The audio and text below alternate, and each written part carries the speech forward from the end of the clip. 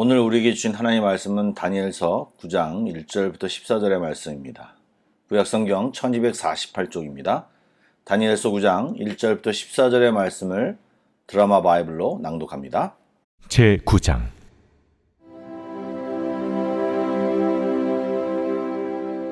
메대 족속 아하수에로의 아들 다리오가 갈대아 나라 왕으로 세움을 받던 첫해, 곧 그 통치 원년에 나 다니엘이 책을 통해 여호와께서 말씀으로 선지자 예레미야에게 알려주신 그 연수를 깨달았나니 곧 예루살렘의 황폐함이 70년 만에 그치리라 하신 것이니라.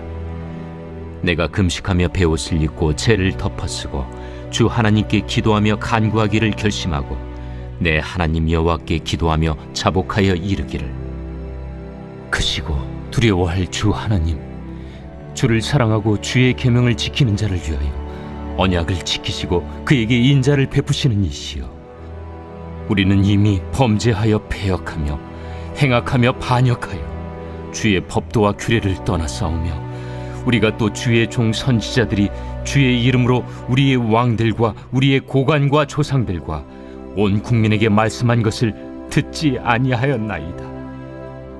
주여, 공의는 주께로 돌아가고 수치는 우리 얼굴로 돌아옴이 오늘과 같아서 유다 사람들과 예루살렘 거민들과 이스라엘이 가까운 곳에 있는 자들이나 먼 곳에 있는 자들이 다 주께서 쫓아내신 각국에서 수치를 당하였사오니 이는 그들이 주께 죄를 범하였음이니이다. 주여, 수치가 우리에게 돌아오고 우리의 왕들과 우리의 고관과 조상들에게 돌아온 것은 우리가 주께 범죄하였음이니이다마는 주 우리 하나님께는 긍휼과 용서하심이 있사오니 이는 우리가 주께 패역하였음이오며 우리 하나님 여호와의 목소리를 듣지 아니하며 여호와께서 그의 종 선지자들에게 부탁하여 우리 앞에 세우신 율법을 행하지 아니하였음이니이다. 온 이스라엘이 주의 율법을 범하고 치우쳐가서 주의 목소리를 듣지 아니하였으므로 이 저주가 우리에게 내렸으되 곧 하나님의 종 모세의 율법에 기록된 맹세대로 되었사오니 이는 우리가 주께 범죄하였음이니이다.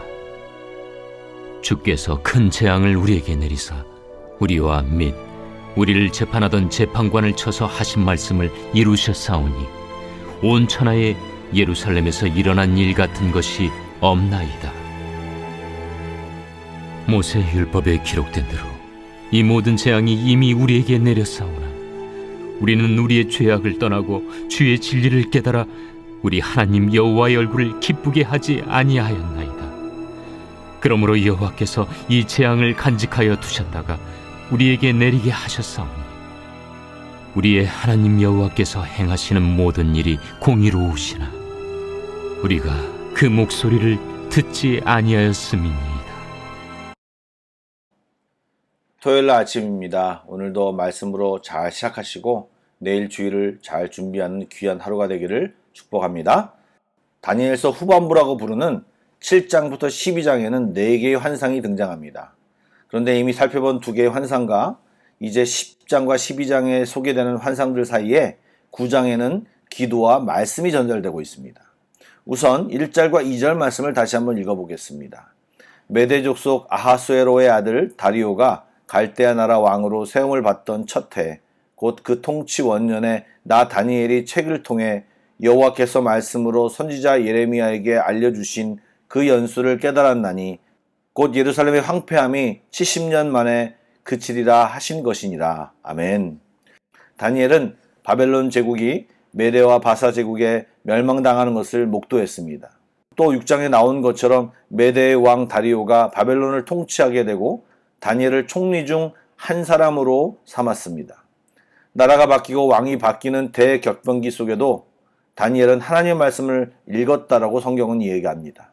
그가 읽은 하나님의 말씀은 바로 이스라엘의 멸망과 포로 생활에 대한 예언이 담긴 예레미야서였습니다. 다니엘은 지금 그 예레미야서에서 깨달음을 얻었습니다. 모든 것이 하나님의 주권 아래 있고 70년이 차면 고국으로 돌아간다는 것입니다. 여러분, 다니엘과 같이 엄청난 선지자라고 할지라도 하나님께서 모든 계시를 주는 것이 아니고 그 시대에 그 사람에게 필요한 것만 주십니다. 그가 하나님의 뜻을 알기 위해 기도만 하고 환상만 본 것이 아닙니다. 바로 유다말 하나님의 말씀을 대언했던 예레미야의 글을 읽고 그가 하나님의 예언을 알게 된 것입니다. 사실 그에게는 유다를 멸망시킨 바벨론이 멸망했다면 이제 포로 생활이 끝나고 이스라엘이 회복되기를 기대했을지 모릅니다. 그런데 그러한 일은 일어나지 않았습니다. 그리고 몸부림치며 하나님의 뜻을 알고자 노력했을 때 하나님의 놀라운 섭리를 깨닫게 된 것입니다. 바로 예루살렘의 황폐가 끝나는 날이 바벨론의 멸망 후가 아니고 바로 70년이 지난 후라는 것을 알았던 것입니다. 하나님의 말씀은 실수가 없으심을 알기에 아직 70년이 안 지났음을 알고 70년이 되는 날을 기다리며 예루살렘 회복을 위해 기도를 한 것입니다. 성경은 단순한 역사의 나열이 아닙니다. 그 안에는 하나님의 사람을 통해 하나님의 구속사와 오묘한 구원의 섭리가 담겨져 있습니다. 다니엘처럼 말씀을 통해 영적인 깨달음을 우리는 깨달아야 합니다. 이런 깨달음이 없으면 하나님의 사람도 답답할 수밖에 없습니다. 그래서 하나님은 우리 마음속에 성령님을 보내셔서 우리로 하여금 깨닫게 하시는 것이고 그런 영적인 깨달음과 순종을 통하여 우리는 하나님의 온전한 인도하심을 경험하게 되는 것입니다. 말씀을 읽어야 합니다. 또 말씀을 읽어도 그게 무슨 말인지 모르고 깨달음이 없다면 그것을 위해 시간을 투자해야 합니다. 애써야 합니다. 주의를 지키고 성경을 읽고 새벽 시간을 드리는 것이 형식으로 되면 아무런 의미가 없습니다. 이런 것을 통해 깨닫고 생각이 바뀌고 삶의 방식이 바뀌고 기도의 영역이 넓어지고 등등 이러한 변화를 통해 하나님께 더 가까이 나아가야 되는 것입니다. 행위 자체에만 머물지 마시고 그 행위를 통하여 신앙의 맛과 성장, 깨달음 등을 점검하고 수정하는 우리들이 되어야 합니다. 이제 이런 다니엘의 깨달음은 기도로 연결이 됩니다. 금식하고 베옷을 입고 죄를 덮어쓰고 기도합니다.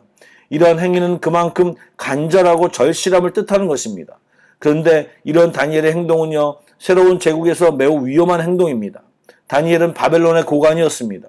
그러다가 메대 바사의 총리가 되었기에 다른 고관들의 견제와 시기를 받았을 것입니다. 숨어서 기도하는 것이 안전합니다. 그러나 다니엘은 누가 보든 안 보든 매일 정해진 시간에 하나님께 기도를 합니다. 이제 살펴보겠지만 그런 다니엘의 기도는 말씀이 불붙인 기도요, 말씀을 부여잡고 하는 기도요, 그 말씀에 대한 믿음을 가지고 하는 기도였습니다. 그 결과가 무엇입니까? 그런 기도하는 자를 하나님께서 인정하시고 기뻐하시고 보호하시는 것입니다. 수요 예배 때 느헤미야 기도를 함께 본 적이 있습니다. 그때도 말씀드렸지만 기도는 그냥 하나님께 청구서를 드리듯이 우리의 요구 상황을 나열하는 것이 아닙니다. 가장 위력 있는 기도는 하나님의 말씀을 가지고 기도하는 것이라고 말씀을 드렸습니다. 하나님의 약속을 가지고 기도하는 것입니다. 하나님은 신실하신 분이시기에 자기가 하신 말을 절대로 지키시는 분이십니다. 그러기에 오늘 다니엘처럼 또 느헤미야처럼 말씀을 기초로 말씀을 가지고 기도하는 것이 가장 기도의 기본인 것입니다. 그 다니엘이 기도한 내용이 무엇입니까? 바로 이스라엘 공동체의 죄악에 대한 것입니다. 그는 이스라엘의 공동체의 죄악을 실토하고 모든 재앙의 원인이 자신들의 범죄임을 인정하였습니다. 그리고 말씀을 잘 관찰해 보면 3절과 4절에는 내가라는 1인칭 단수를 사용하여 기도합니다. 그러다가 이제 5절부터는 우리라는 1인칭 복수로 대명사를 바꾸어 사용합니다. 즉 개인 기도에서 공동체 기도로 확장시키고 있는 것입니다. 느헤미야도 그랬지만 다니엘은 회개의 중요성을 알고 있었습니다. 그는 이스라엘의 회복보다 더 중요한 것이 바로 하나님과의 관계 회복, 하나님과 사이의 문제를 해결하는 것임을 알았습니다. 회개가 전제되지 않은 회복은 진정한 회복이 아니고 그런 회복은 또 다른 불행의 시작임을 알았기에 하나님 앞에서 내 잘못인 양 기도하는 것이고 공동체의 회개를 하였던 것입니다. 이것은 우리가 속한 공동체와 이웃을 위해 기도할 때 가져야 할 중요한 자세입니다. 그런데 우리의 모습을 잘 살펴보면 사회와 이웃의 범죄에 대한 비판의 목소리를 내는 경우가 더 많습니다. 물론 자기는 빼고요. 그러나 하나님은 우리를 그렇게 공동체와 이웃을 정죄하도록 부르지 않으셨습니다. 우리는 교회 지체나 이웃, 우리의 국민들이 저지르는 범죄를 보고 함부로 정죄하기보다는 또 무관심과 방관하기보다는 그 죄를 아파하고 그를 대신하여 회개하며 그 어려움에 동참하는 것이 하나님이 우리들에게 기대하는 사랑임을 기억해야 합니다. 이러한 마음으로 기도를 통해 서로의 짐을 져준다면 우리 공동체는 진정한 영적인 연합을 경험하게 될 것이며 하나님의 주목을 받는, 하나님이 기뻐하시는 공동체가 될 것입니다. 많은 사람들이 물어봅니다. 어떻게 해야 기도를 잘할 수 있냐고요. 또 어떤 기도가 응답받는 기도냐고 묻습니다. 하나님이 받으시는 기도는 하나님의 뜻에 근거한 기도요, 하나님의 성품에 합당한 기도입니다. 말씀을 통해 하나님의 뜻을 발견하고 그 뜻대로 살지 못했던 자신의 죄를 회개하며 나아가야만 하나님의 기도의 응답을 기대할 수 있습니다. 또한 자신만 아는 기도가 아니라 하나님이 사랑하시는 이웃을 위해 기도하는 기도를 더 기다리심을 알고 기도할 때 우리는 이제 또 다른 의미의 하나님이 기뻐하시는 기도를 할 수 있게 되는 것입니다. 마지막으로 한 가지, 이런 다니엘을 보면서 우리는 이순신 장군이나 세종대왕으로 보지 않으셨으면 좋겠습니다.